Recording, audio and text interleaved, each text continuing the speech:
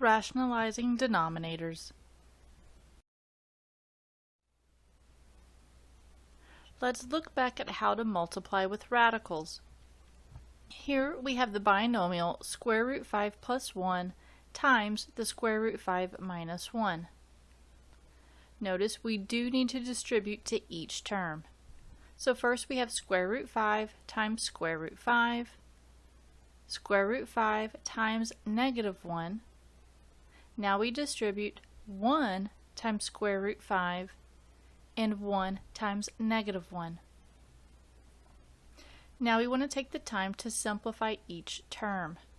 Your first term, you have square root 5 times square root 5. Since they have the same index, you can write them under a single radical. The second term, notice the negative 1 is not under the radical, so we want to put that in front, and it becomes negative 1 square root 5. The third term, you cannot simplify it, so it remains positive 1 square root 5. And the last term gives us a negative 1. From here, we want to look at all the radicals and see if we can possibly pull out any sets. Notice the first radical, you do have a set of 5s. So the 5s can come out and the radical disappears because you've taken everything out from underneath it. The next term cannot be simplified along with the rest of the values. So looking at the problem as a whole, now we want to, if possible, combine any like terms, like radicals, or anything of that sort. So notice we have our constants. 5 minus 1 does give us a positive 4. Now looking at your radicals, we have a negative 1 square root 5 and a positive 1 square root 5. When you combine those, what happens? Well, they cancel. They are gone, which leaves you with 4. Now notice, we started the problem with radicals, but the answer has no radical at all. It's gone. Poof. Let's investigate. Let's look back at this problem. Here's what we started with. Here's what we ended up with. What do you notice? Look at the terms. Look at signs. Do you notice anything? It turns out we started with the same terms but different signs. In both binomials, we had a square root 5. In both binomials, we had a 1. The only difference were the signs. One was addition, the other was subtraction. Well, this has a name. We call those conjugates. The binomials are conjugates of one another. When you multiply conjugates, it turns out the middle terms cancel, which means there's no more radicals, and you will always end up with a nice whole number or constant. Why might this be helpful? Let's go look.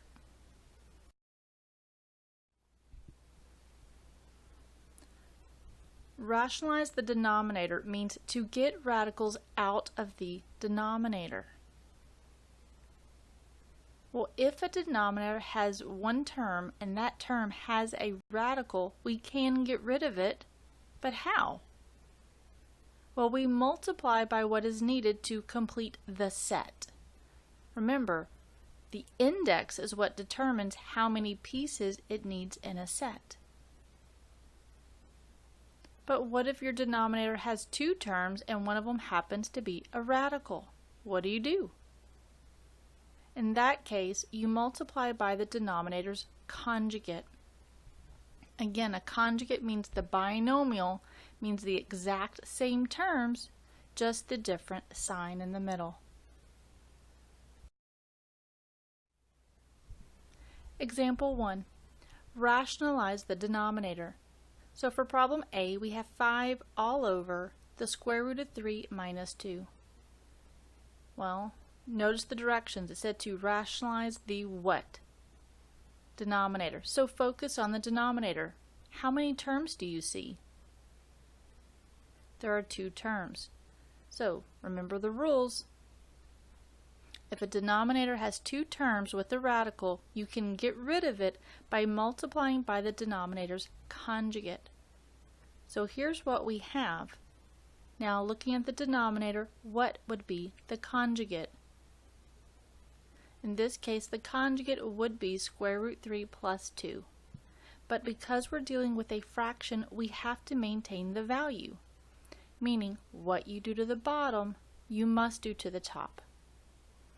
And so we have a fraction times a fraction, which we know means top times top, bottom times bottom.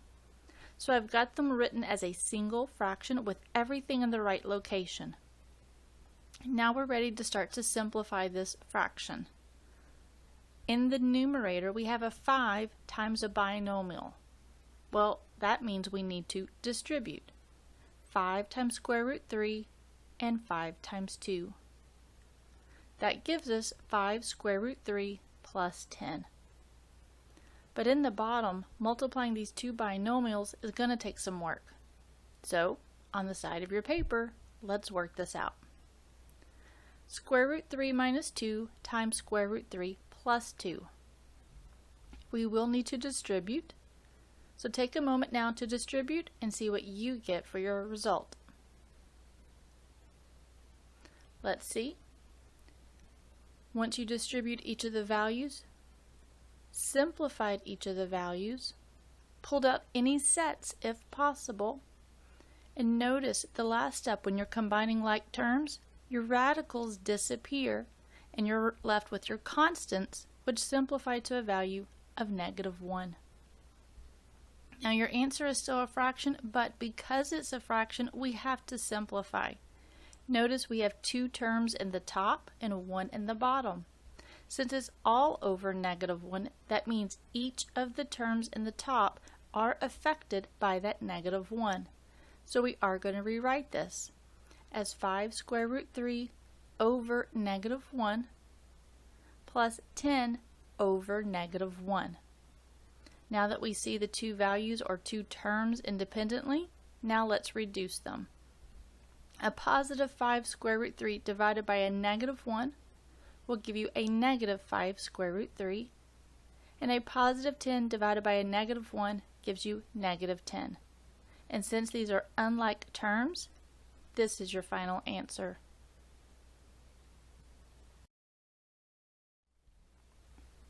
For B, we have 13 all over square root 5. So notice the directions, rationalize the denominator. So look at the denominator and see how many terms you see. Notice since we have one term, we follow the rules, and it says to multiply by what is needed to complete the set. Well, we have a square root 5. According to the index, since it says square root, it means I need two of the same values. Well, I apparently have one 5 under the radical. I need a second one to complete the set. So I need to multiply by square root 5 over square root 5. Again, we must maintain the value of 1, which is why we multiply the same value in the top and in the bottom. Since we have a fraction times a fraction, we multiply top times top, bottom times bottom, which gives us 13 square root 5 in the top, and in the bottom, since they have the same index, we can write it under a single radical. Now that we've done that, we want to see if we have any sets to pull out. Notice we do have a set of 5s in the denominator, which come out. It means the radical completely disappears in the denominator. Now we do have a fraction, and we want to see if we can reduce. The only possible parts that can reduce are numbers that are not under the radical, which in this case is the 13 and 5. Can 13 over 5 reduce? No. So this is your answer.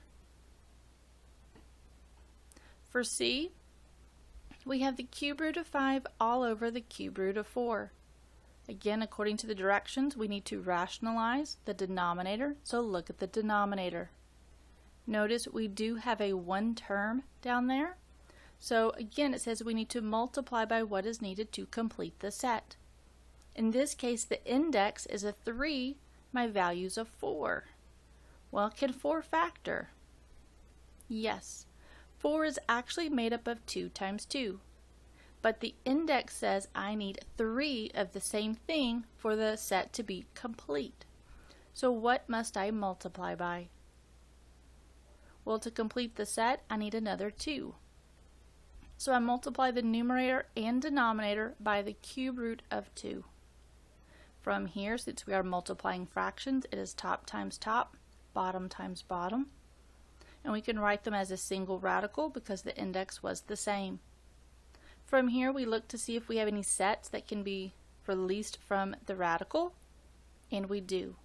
In the denominator, the 2's, or that set, is now complete, so the 2 can come out, but in the numerator there are no complete sets, so they stay, and your answer would be the cube root of 10 all over 2.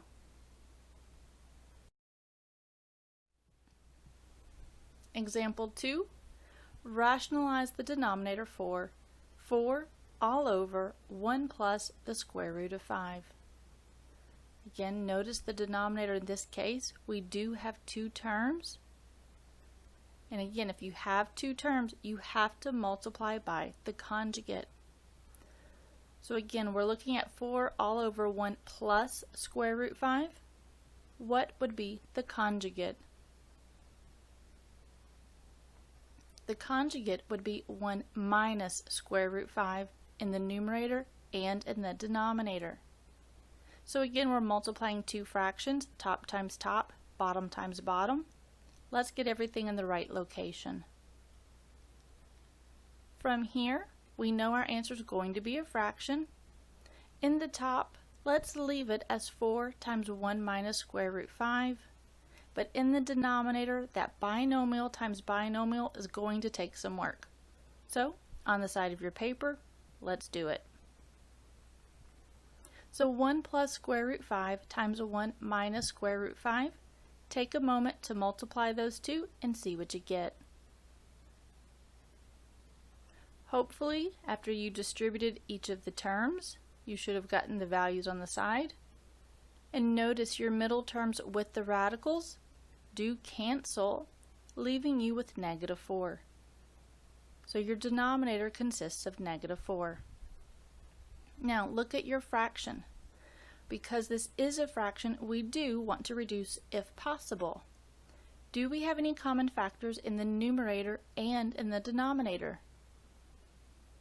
Well, notice we do have a 4 touching the parenthesis, which means it is multiplying. So 4 is a factor in the top and in the bottom. So those can reduce to a value of 1.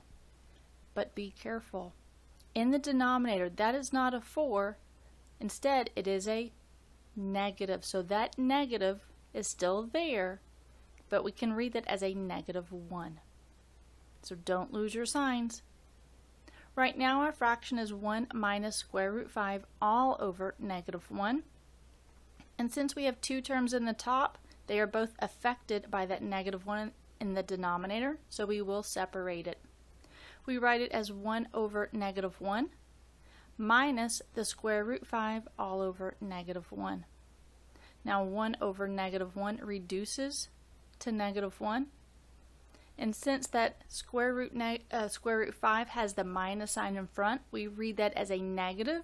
And we know a negative divided by a negative creates a positive square root 5. And that would be your answer.